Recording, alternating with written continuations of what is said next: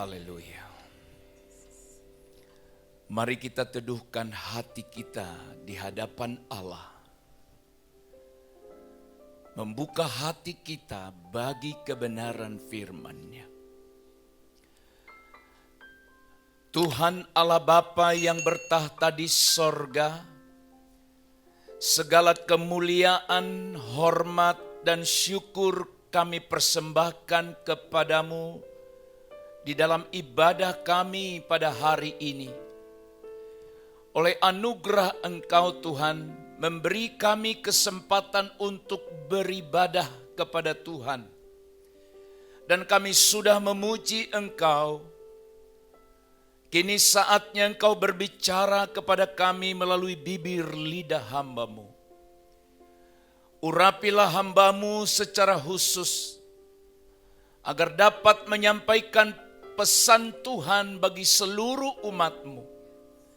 Dan kami semua yang mendengar sama-sama diberkati. Kami berubah ke arah yang Tuhan inginkan. Urapilah hamba-Mu secara khusus Tuhan, supaya mampu berkata-kata seturut kehendak-Mu.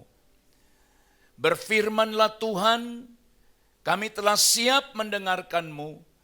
Dalam nama Yesus Kristus Tuhan kami berdoa, kami sambut firman-Mu. Haleluya. Amin.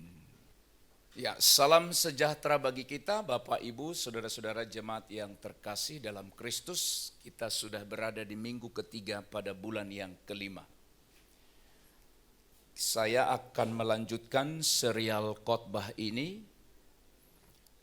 Nah, saudara-saudara yang dikasihi oleh Tuhan, sisi lain dari karakter yang sehat atau karakter yang kuat. Saya ulang. Sisi lain dari karakter yang sehat, karakter yang kuat di dalam Kristus adalah apa yang disebut dengan kerendahan hati dan kerelaan melayani. Rendah hati dan rela melayani. Bapak, Ibu, saudara-saudara, setiap kita mendambakan pribadi yang rendah hati. Siapapun dia, menginginkan ada sahabat, ada teman yang rendah hati. Rendah hati itu artinya tidak angkuh, tidak sombong. Orang yang rendah hati itu selalu bersikap tenang, sederhana, dan sungguh-sungguh menjauhi perbuatan sombong. Itu definisi sederhana mengenai rendah hati. Saudara sekalian, yang kedua adalah rela melayani. Tentu saja kita sangat menyukai pribadi yang seperti ini. Sudah rendah hati, memiliki kerelaan, kesediaan untuk melayani. Melayani artinya memberi diri untuk menjadi alat atau untuk menjadi sarana yang dipakai. Tergantung siapa yang kita layani. Kalau melayani Tuhan berarti kerelaan hati kita untuk dipakai atau dipakai oleh Allah. Kalau kita melayani yang lain juga itu sama. Nah, saudaraku sekalian, hari ini kita akan belajar bersama-sama dari satu atau seorang tokoh yang sangat luar biasa dicatat di dalam Alkitab. Markus pasal yang pertama, ayat yang pertama sampai ayat yang ke-8. Demikian firman Tuhan. Inilah permulaan Injil tentang Yesus Kristus Anak Allah. Seperti ada tertulis dalam kitab Nabi Yesaya, lihatlah, aku menyuruh utusanku mendahului engkau. Ia akan mempersiapkan jalan bagimu.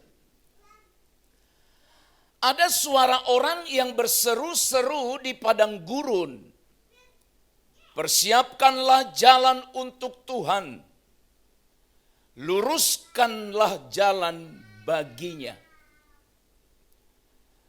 Demikianlah Yohanes Pembaptis tampil di padang gurun dan menyerukan, bertobatlah dan berilah dirimu dibaptis, dan Allah akan mengampuni dosamu. Lalu datanglah kepadanya orang-orang dari seluruh daerah Yudea dan semua penduduk Yerusalem, dan sambil mengaku dosanya, mereka dibaptis di sungai Yordan. Yohanes memakai jubah bulu unta dan ikat pinggang kulit, dan makanannya belalang dan madu hutan. Inilah yang diberitakannya. Sesudah aku akan datang Ia yang lebih berkuasa daripadaku, membungkuk dan membuka tali kasutnya pun aku tidak layak. Aku membaptis kamu dengan air, tetapi Ia akan membaptis kamu dengan Roh Kudus. Amin. Amin. Bapak dan Ibu, saudara-saudara yang terkasih di dalam Tuhan, pribadi yang dimaksud yang kepadanya kita belajar mengenai kerendahan hati, juga kerelaan untuk melayani, dia adalah yang bernama Yohanes Pembaptis. Yohanes Pembaptis itu, saudara-saudara, adalah seorang yang dipakai oleh Allah untuk mendahului pelayanan daripada Kristus. Tentu saja dia boleh disebut sebagai seorang guru yang sangat berpengaruh dan dikenal oleh banyak orang pada zamannya. Bapak Ibu Saudara sekalian, perlu dipahami bahwa yang lebih dulu tampil dalam pelayanan itu adalah Yohanes Pembaptis. Baru kemudian Tuhan Yesus. Saudara-saudara, Alkitab mencatat bahwa ada banyak orang yang mengagumi Yohanes. Mengagumi pelayanannya. Ada banyak murid, ada banyak orang yang mengikut dia. Boleh dikatakan dia menjadi orang yang sangat tenar, orang yang sangat terkenal di kala itu. Namun saudara sekalian, ketenarannya ini tidak membuat Yohanes menjadi seorang yang sombong. Ini yang perlu kita garis bawahi pertama. Sekalipun dia menjadi orang yang dikagumi, mungkin juga istilah sekarang diidolakan oleh banyak orang. Namun dia tidak menjadi seorang yang sombong, tetapi ia tetap rendah hati. Dan kerendahan hatinya juga diwujudkan dalam satu tindakan lain, yaitu melayani. Bapak Ibu yang terkasih dalam Tuhan, kerendahan hati Yohanes sebagaimana diungkapkan tadi di ayat yang ke-7. Sesudah aku, dengar baik kalimat ini. Sesudah aku, kata Yohanes, akan datang ia. Ia yang dimaksudkan adalah Kristus yang lebih berkuasa daripadaku. Simak baik-baik Bapak Ibu ya. Lebih berkuasa daripadaku.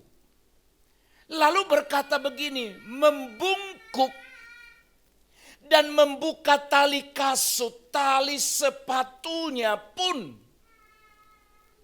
aku tidak layak. Luar biasa. Dia tahu siapa dirinya. Dan akan datang pribadi yang jauh lebih berkuasa daripada dia. Dan ini menunjukkan betapa Yohanes seorang yang sangat rendah hati. Melalui pembacaan firman ini, saudaraku yang dikasihi Tuhan, kita mau belajar bersama. Kita menemukan ada beberapa kebenaran yang sungguh-sungguh perlu kita teladani. Yang berbicara mengenai kerendahan hati dan juga kerelaannya untuk melayani. Saudara-saudara yang dikasihi oleh Tuhan, kebenaran yang pertama, apa yang dapat kita pelajari dari seorang Yohanes perihal kerendahan hati dan kerelaan melayani? Pertama, hidupnya berfokus pada Kristus. Kerendahan hatinya dan kerelaan dia melayani itu didorong oleh suatu keyakinan bahwa hidup ini, hidup kita harus fokus pada Kristus. Ayat yang keempat berkata, demikianlah Yohanes Pembaptis tampil di padang gurun dan menyerukan, bertobatlah dan berilah dirimu dibaptis dan Allah akan mengampuni dosamu. Bertobatlah, beri dirimu dibaptis, maka pengampunan dosa dari Allah akan menjadi milik atau menjadi bagianmu, bagian kita. Kenapa sampai dia memikirkan itu? Simak. Hanya orang yang fokus hidupnya pada Allah, pada kerajaan Allah, pada Kristus, yang akan mau bertobat, yang akan mau dibaptis, dan yang menginginkan atau yang memerlukan apa yang disebut dengan pengampunan dosa.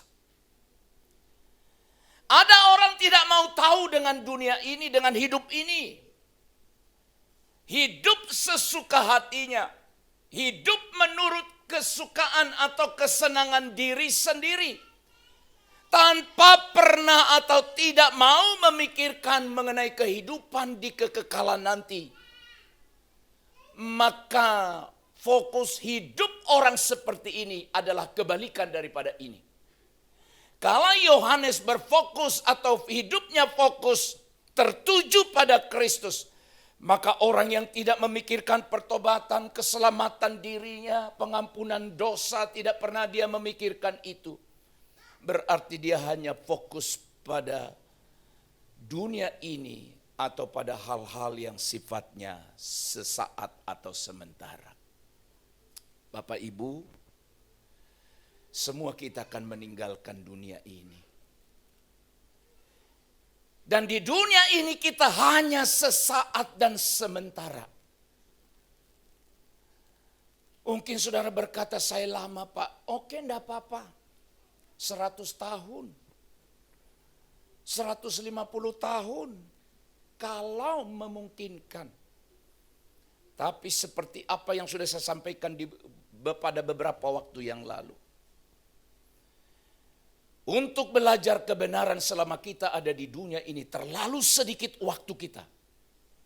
Dibanding dengan kekekalan yang akan datang. Saudara yang terkasih, dalam pelayanannya Yohanes Pembaptis berfokus untuk memperkenalkan orang kepada Yesus. Bukan memperkenalkan atau mewartakan dirinya. Sekali lagi fokus untuk memperkenalkan orang, membawa orang kepada Kristus. Kenapa kita harus mengajak orang supaya datang pada Tuhan? Kenapa kita harus menasehati seseorang supaya datang pada Tuhan? Saudara-saudara, itu menunjukkan bahwa fokus hidup kita adalah Kristus. Saudara, bahkan ketika orang-orang mulai meninggalkan Yohanes. Akhirnya Yohanes ditinggalkan Bapak Ibu. Siapa yang meninggalkan? Orang banyak, murid-murid. Kenapa? Setelah Kristus tampil di pelayanan. Orang yang tadinya mengagumi Yohanes sekarang berbalik arah. Mereka tinggalkan Yohanes dan semua mereka pergi untuk melihat pemimpin baru, yaitu Kristus pada kala itu. Tetapi apakah Yohanes merasa dirugikan? Tidak. Dialah yang berkata dia harus makin bertambah, aku harus makin berkurang. Kristus harus makin besar, aku makin kecil. Kristus harus makin ditinggikan, aku makin direndahkan. Itulah filosofi hidup yang berfokus pada Kristus. Saudara-saudara, Yohanes Pembaptis tidak berusaha untuk mempertahankan dirinya atau meminta agar orang banyak mengenal namanya. Saudaraku sekalian, hari ini pun sama. Ubah arah hidupmu Pak, Bu, adik-adik remaja pemuda. Ubah fokus hidup kita. Jangan berpusat pada diri kita. Jangan pusatkan pada kesenangan, kenikmatan dunia ini. Tapi ubah arah hidup, fokus hidup kita adalah pada Kristus. Berarti kalau fokus hidup kita pada Kristus, maka kita tidak rela kalau hanya diri kita yang diselamatkan. Kita juga akan memiliki kerinduan supaya orang lain datang pada Kristus. Seperti Yohanes berkata, bertobatlah, beri dirimu dibaptis, kamu akan memperoleh pengampunan dosa. Oleh sebab itu hari ini, saudara dan saya dipanggil untuk membawa orang pada Tuhan. Ketika engkau bawa orang pada Tuhan, dengar. Ketika saudara bawa orang kepada Kristus, itu menunjukkan bahwa arah hidup kita pun, hidupmu, berfokus pada Kristus. Itu kerendahan hati dan kerelaan hati Yohanes untuk melayani sifat yang pertama. Yang kedua, kerelaannya atau kerendahan hatinya, selain hidup yang berfokus pada Kristus, yang kedua, gaya hidup sederhana. Gaya hidupnya sederhana. Ayat yang ke-6 berkata begini, Yohanes memakai jubah bulu unta dan ikat pinggang kulit, dan makanannya belalang dan madu hitam. Saudara-saudaraku yang terkasih di dalam Tuhan, kadangkala gaya kita melebihi dari kehidupan kita yang sesungguhnya. Menang gaya. Bolehkah kita bergaya? Boleh. Tapi gaya hidup yang seperti apa? Dengar, kalau kita mau mengikuti gaya hidup tren model masa kini, bagi saya tidak ada masalah. Sejauh itu tidak melanggar norma-norma atau norma, aturan, kaidah Alkitab. Ikut perubahan, ikut perkembangan yang sedang terjadi, oke. Tapi kalau gaya hidup kita hanya berfokus kepada hal-hal perkara dunia ini, sehingga membutakan mata hati kita yang pertama tadi untuk fokus pada Kristus, ini menjadi masalah. Saudara-saudara, kenapa orang lebih memfokuskan diri pada gaya hidup, lifestyle, daripada memikirkan juga, saya katakan, gaya hidup di dalam Kristus. Saudara, firman Tuhan menegaskan bahwa Yohanes memakai jubah bulu unta dan ikat pinggang kulit, dan makanannya belalang dan madu hutan. Memang kita berkata, wah itu kan pakaian bagus. Wah jubahnya bulu unta. Ikat pinggang kulit, makanannya belalang dan madu hutan. Ini beda desain ini dengan desain sekarang. Kalau kita dapatkan seperti ini di masa sekarang, mungkin kita bilang, wah luar biasa. Tapi ini kenapa? Karena kesederhanaan. Karena kesederhanaan.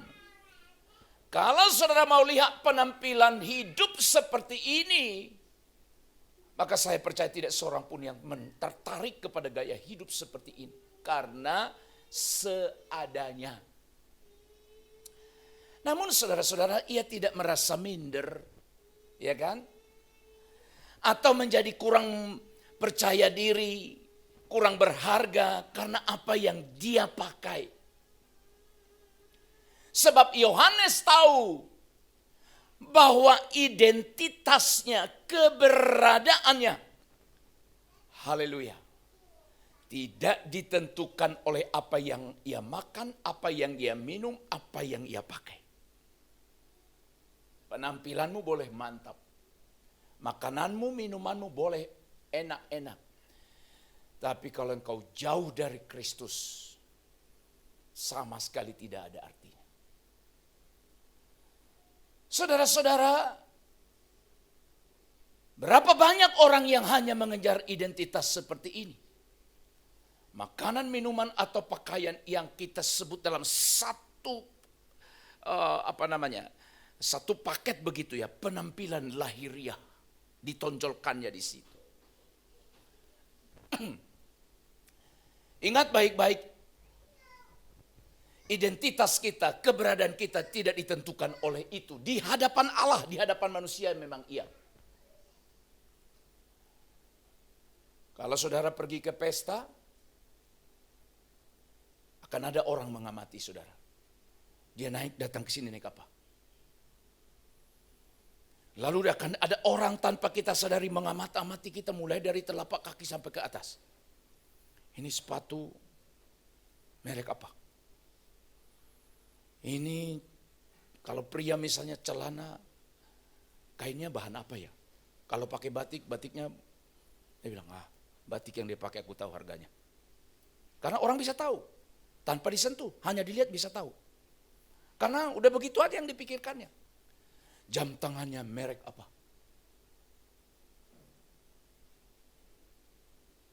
Kalau sampai harus pakai kacamata, dia lihat juga tengok, ini kacamata merek apa. Dia nengok kita. Dan nanti ketika kita pulang, dia lihat, ini apa nih pulang. Dan itulah tolak ukur dunia. Untuk mengukur kita, apakah orang ini layak dikagumi atau tidak. Sebagai orang percaya kita belajar bahwa identitas kita ditentukan oleh perkataan Tuhan yang kita hidupi dalam kehidupan dan dalam panggilan kita. Yohanes juga sama. Keberadaannya ditentukan oleh perkataan Tuhan yang ia hidupi. Artinya apa? Kalau kita hidup seturut kehendak Allah, inilah menunjukkan identitas kita yang luar biasa di hadapan Allah. Saudara, sedikit saja masih ingat cerita. Ketika Daud hendak dipilih menjadi raja.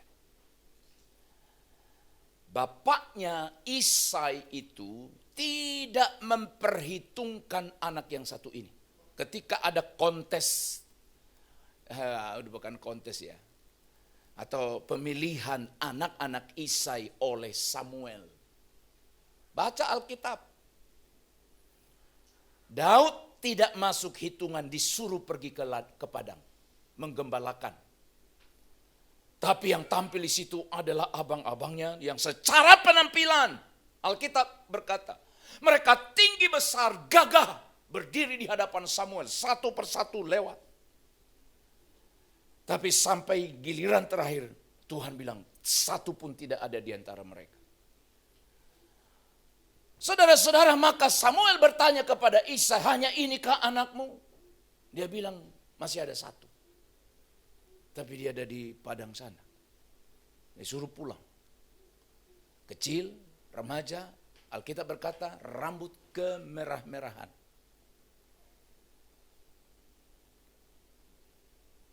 Tapi apa yang Alkitab katakan? Tuhan bilang ini orangnya. Segi penampilan ada yang bisa dibanggakan? Tidak. Barangkali ketika dia datang saya bisa bayangkan, walaupun Alkitab tidak mencatat. Mungkin dia pulang pakai celana pendek, badan terbuka, dia pegang tongkat sebagai seorang gembala, lalu dia bawa peralatannya seperti yang disebut ketika dia mengalahkan Goliat, dia hanya pegang umban di kantongnya. Secara kasat mata, tidak masuk hitungan. Maka Alkitab bilang apa saudara? Manusia melihat apa yang ada di depan matanya. Tapi Tuhan Allah melihat hati kita. Jangan engkau minder datang pada Tuhan ke gereja. Kalau penampilanmu tidak seindah, tidak semahal, tidak semewah orang lain. Tapi ketika hatimu tulus datang pada Allah, itu menunjukkan bahwa engkau memiliki kerendahan hati dan kerelaan untuk melayani Allah. Yang terakhir, ketiga. Haleluya. Yohanes rendah hati dan memberi diri melayani. Saudara, yang ketiga adalah mengenai pelayanan. Pelayanannya tanpa gengsi. Tanpa gengsi, tanpa mempertahankan harga diri atau kehormatan yang ada pada dia. Kita baca ayat 7 itu ya. Inilah yang diberitakannya. Sesudah aku akan datang ia yang lebih berkuasa daripadaku. Membungkuk dan membuka tali kasutnya pun aku tidak layak. Ada satu pekerjaan khusus. Perhatikan baik ya, kenapa sampai Alkitab catat ini. Di ayat 7 ini yaitu membungkuk dan membuka tali kasut. Kenapa itu yang disebut? Nah begini Bapak Ibu. Simak. Pekerjaan membuka tali sepatu, tali kasut seseorang pada masa itu adalah satu pekerjaan yang paling kecil dan paling hina. Yang biasanya pekerjaan itu dilakukan oleh seorang budak terhadap tuannya. Tuannya duduk, lalu si budak ini membungkuk di depan kaki dan dia buka tali sepatunya. Itu pekerjaan budak yang paling hina dan paling kecil. Tapi Yohanes bilang, aku tidak layak. Aku tidak layak untuk membungkuk dan membuka tali kasutnya. Saudara, di sini kita temukan dua hal. Bicara kerendahan hati, bicara jenis pelayanan. Oke ya Bapak, Ibu. Bicara kerendahan hati, aku tidak layak. Bicara jenis pelayanan. Jenis pelayanannya tadi saya sudah sebut, ini pekerjaan paling kecil, paling hina. Saudara-saudaraku yang terkasih dalam Tuhan. Kebenaran ini mengajarkan kita bahwa dalam melayani Tuhan tidak perlu kita harus berkata apa jenis pelayanannya. Seringkali ada orang yang selalu menilai pelayanan mimbar itu jauh lebih wow dari semua jenis pelayanan yang lain. Apa jenis pelayanan yang lain? Penyambut jemaat rendah. Apa jenis pelayanan lain yang dianggap rendah? Ya, ngatur parkiran itu rendah. Apa jenis pelayanan yang anggap orang rendah? Ya, mengatur keamanan di luar. Berhenti berpikir itu.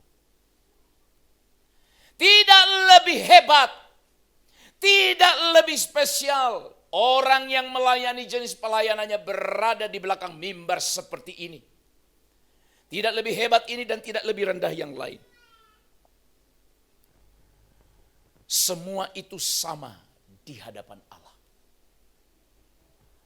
Saudaraku yang terkasih dalam Tuhan, seorang budak yang paling tidak berpengalamanlah, yang biasa disuruh untuk melakukan pekerjaan membungkuk tadi dan membuka atau memasang tali kasut, tali sepatu. Haleluya. Kembali kepada pernyataan saya sebelumnya. Pelayanan apapun yang dipercayakan oleh Tuhan. Hai, dengarkan baik-baik, apalagi saudara yang sudah terlibat dalam pelayanan. Pelayanan apapun yang dipercayakan oleh Tuhan, lakukan dengan tekun. Tanpa gengsi dan berkata, masa aku harus melakukan yang seperti itu? Aku sudah seusia ini, aku berpendidikan ini, masa itu lagi yang harus ku tangani? Yohanes itu orang yang dipilih oleh Allah. Sesungguhnya dia bisa berkata, tugasku bukan membungkuk dan memasang atau membuka tali kasut, bukan itu. Tugasku membaptis, tugasku berkhotbah, seperti yang dia lakukan. Tapi ketika dia jumpa dengan Tuhan, dia merasa ketika dihubungkan pekerjaan yang dilakukan dalam kacamata sorgawi, dia merasa bahwa keagungan di luar sana. Dan yang dianggap orang paling rendah, paling tak berarti dalam pelayanan. Tapi dia menjunjung tinggi nilai pelayanan itu. Sesungguhnya tidak ada kasta, tidak ada tingkatan, tidak ada pengelompokan dalam pelayanan. Semua sama di hadapan Allah. Oleh sebab itu, saudara-saudaraku yang terkasih dalam Kristus, mari kita belajar bersama-sama untuk rendah hati dan rela melayani. Dengan hidup berfokus pada Kristus dan miliki gaya hidup sederhana. Yang saya mau katakan, jangan karena gaya hidup, karena keberadaan yang ada pada kita tidak seperti sehebat orang lain, lalu menyurutkan hati semangatmu untuk melayani. Berubah hari ini. Belajar dari Yohanes Pembaptis. Dan yang ketiga itu sebenarnya adalah kita harus melayani tanpa harus mempertahankan harga diri kita atau kehormatan kita. Rendah hati, rela melayani, menunjukkan pada karakter yang sehat dan kuat dalam Kristus. Amin. Kita tundukkan kepala, kita berdoa. Kami sungguh bersyukur Tuhan, Engkau telah mengajar kami mengenai kerendahan hati, supaya kami tidak sombong. Mengajar kami supaya kami rela melayani. Bahkan kami tidak perlu memilih jenis-jenis pelayanan yang kami kadangkala menilainya ini lebih daripada yang lain. Di hadapan Allah, segala sesuatu yang kami lakukan dengan mata yang tertuju padamu, itu akan sangat berarti. Terima kasih, meteraikan firman ini di dalam seluruh kehidupan kami. Dalam nama Yesus kami berdoa. Amin.